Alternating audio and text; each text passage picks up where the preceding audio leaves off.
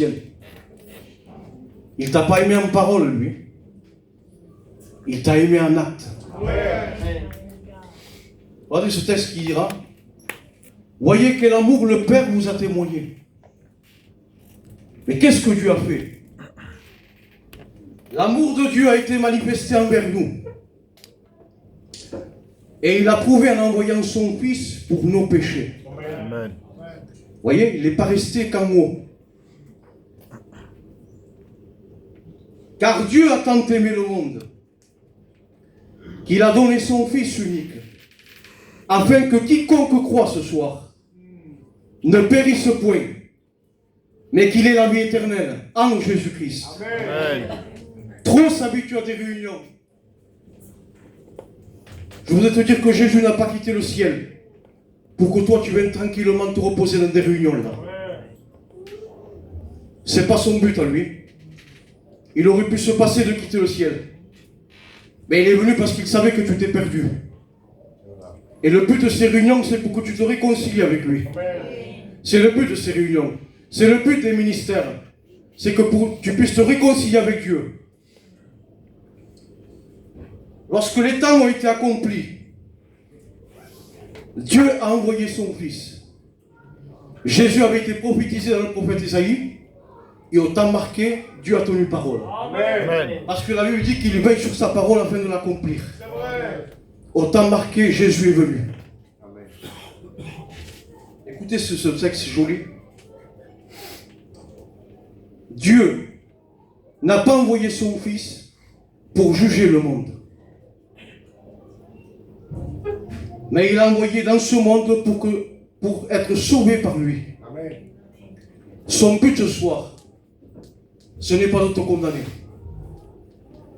Christ est venu pour te racheter, pour te pardonner, pour te délivrer, pour te donner un sens à ta vie. Parce que tu n'as pas de sens à ta vie. Tu survis tous les jours.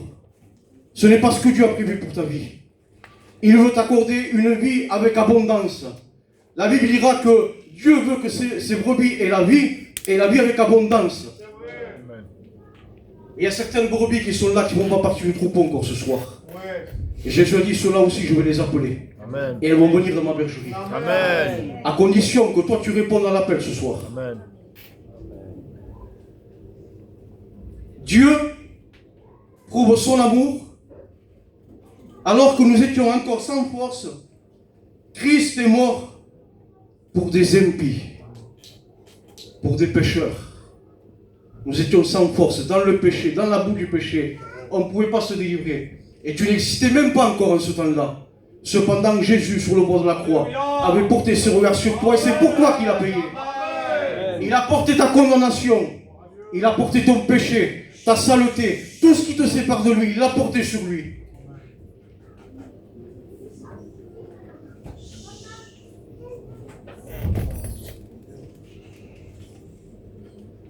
On va aller un peu plus fort. Hein. Écoutez bien ce texte, ce que Pierre dit dans son épître. Hein. Si le juste, qui c'est le juste? C'est celui qui se réconcilie avec Dieu. Dieu l'appelle un juste. Pourtant la Bible dit qu'il n'y a pas de juste. C'est tout son péché. Cependant, celui qui s'est repenti, qui s'est tourné vers Dieu, il devient juste aux yeux de Dieu. Amen. Dans la Bible dira, si le juste se sauve avec peine. Pourquoi il dit ça? Ça veut dire que c'est par le moyen de la grâce que nous rentrons au ciel. Ce ne sera pas par tes heures de prière, par tes jeûnes multipliés peut-être. Il faut le faire, tant mieux si tu le fais. Et c'est biblique de le faire. Mais ce ne sera pas par cela que tu seras sauvé. C'est par le moyen de la foi et dans la grâce de Dieu, dans le cadeau de Dieu manifesté sur le bord de la croix, Christ mort et ressuscité pour toi. Que deviendra l'impie et le pécheur s'ils n'obéissent pas à l'évangile? C'est important ça. Vous savez qu'on peut venir là assister à beaucoup de réunions et ne pas accepter l'évangile. On accepte des réunions, mais cependant on n'accepte pas Jésus. Mais tu es dans un état de perdition, tout en étant dans l'église. C'est comme quelqu'un qui a une voiture de 30 000 euros, une BM. Elle vaut des millions. Et cependant, c'est un perdu dans une voiture neuve. Et toi, tu es un perdu dans une église. Il n'y a pas trop de différence. Mais Dieu est venu pour toi ce soir. Amen. Dieu a porté ses regards sur toi. Amen. Il veut te faire grâce ce soir. Écoutez ce que j'ai marqué, même juste penser après. C'est un texte, mais j'ai ajouté une pensée que Dieu a mis dans mon cœur. L'Éternel désire vous faire grâce. Le mot grâce, c'est cadeau immérité. Il veut te faire un cadeau ce soir que tu ne mérites pas. Tu ne le recevras pas par la base de tes œuvres. Tu peux le recevoir sur le moyen de la foi. Amen. Écoutez ce que j'ai marqué. La grâce est pour les coupables qui se reconnaissent coupables. Je ne sais pas si vous suivez. La grâce, elle est pour les coupables, mais pas pour les coupables qui veulent rester dans leur péché, mais pour les coupables qui se reconnaissent coupables et qui se repentent. Amen. Amen. Et Dieu voudrait t'épargner ce soir. Je t'en supplie, au nom de Jésus, accepte le cadeau de Dieu. Amen. Parce que beaucoup, ici, ce soir, si je poserais la question, ils pourraient dire, je crois, moi. Regardez la différence entre la croyance et la foi. La croyance n'obéit pas à la parole de Dieu. Tandis que la foi, elle obéit. Et il va y avoir des manifestations à la foi. Si je dis, mettons à Boutat, j'ai un cadeau pour toi. Lui, il le croit. Mais la preuve qu'il va le croire, c'est qu'il va le saisir, le cadeau. Amen. Il va le recevoir. Amen. La Bible dira, tous ceux qui ont cru en son nom et qui l'ont reçu, un pouvoir leur a été donné de devenir enfants de Dieu. Amen. Trop de croyances au milieu de nous, trop de religieux, assez de religion. L'évangile n'est pas une religion. Il est la puissance de Dieu pour le salut de quiconque croit. Amen. Écoutez ce qu'il dit. Si Dieu n'a pas épargné les branches naturelles, je l'explique. Les branches naturelles, c'est Israël. Israël a été incrédule. Il a rejeté Jésus. Il ne l'a pas reconnu comme leur Messie. Et le texte dit, si Dieu n'a pas épargné les branches naturelles, c'est-à-dire Israël, il ne t'épargnera pas non plus. Si toi tu ne veux pas de Jésus, si toi tu refuses l'évangile, si toi tu veux qu'une réunion, assister à des réunions, eh bien Dieu ne t'épargnera pas. Ou alors on ne prêche pas le même évangile. C'est pas le même Dieu qu'on prêche. Dieu veut des cœurs repentants ce soir. Amen. Écoutez encore. Si Dieu n'a pas épargné les anges qui ont péché dans le ciel, ben il ne t'épargnera pas toi non plus. À moins que tu te repentes ce soir. S'il n'a pas épargné les hommes et les femmes du temps de Noé qui n'ont pas voulu entrer dans l'arche et qui n'ont pas cru. Parce que s'ils auraient cru Noé, ils auraient rentré dans l'arche. Et si toi tu crois réellement, ce soir, il peut se passer de grandes choses dans ta vie.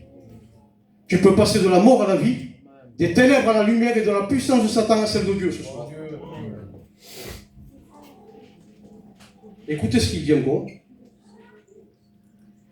S'il n'a pas épargné son propre fils, la Bible dira qu'il n'a pas épargné son propre fils, mais lui n'a pas péché, lui. S'il n'a pas épargné son propre fils, lui qui n'a point commis de péché, qui n'a point connu le péché, qui a été tenté comme nous en toutes choses, mais sans commettre le péché, comment t'épargnera-t-il à toi? Si toi tu veux demeurer dans ton péché, comment il va faire Dieu? Comment il va faire? Bien qu'il soit Dieu, bien qu'il ait tout pouvoir, si tu ne veux pas, il ne pourra pas te sauver.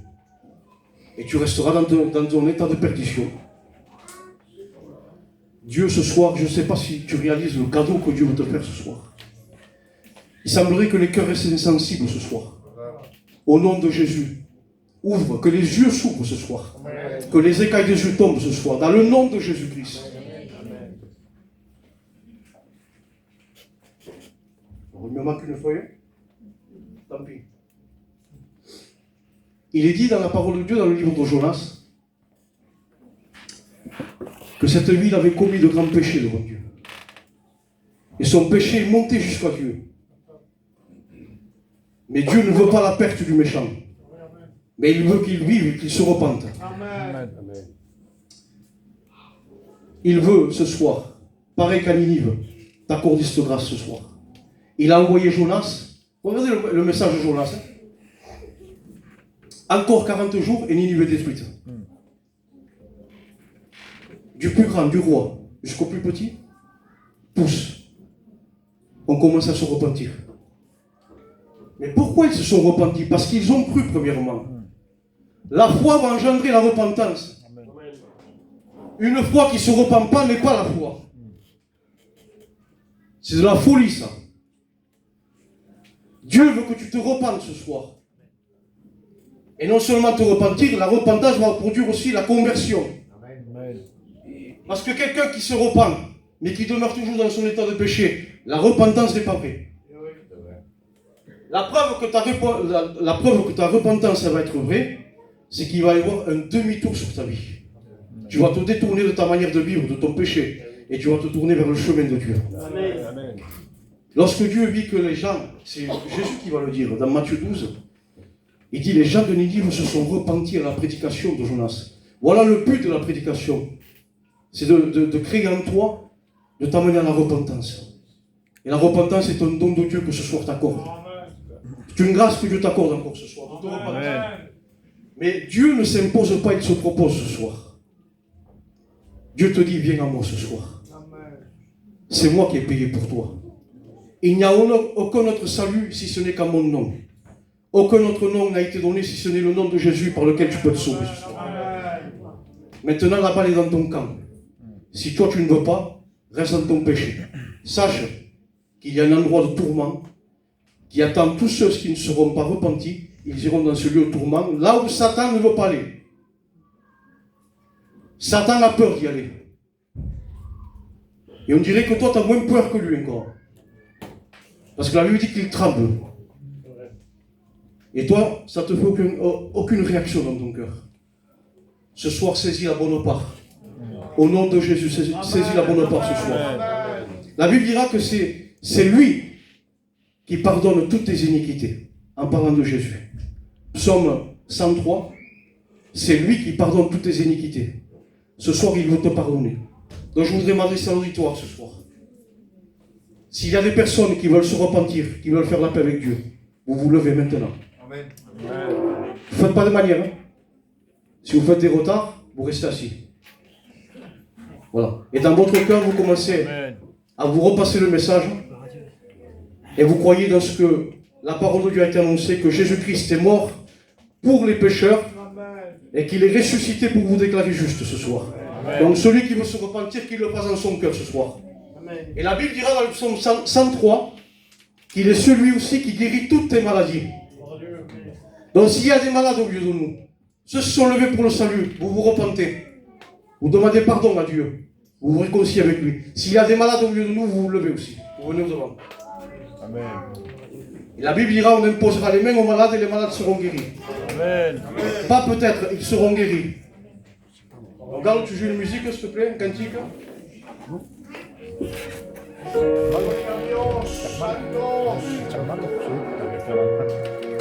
Approchez-vous, hein, ceux qui ont besoin.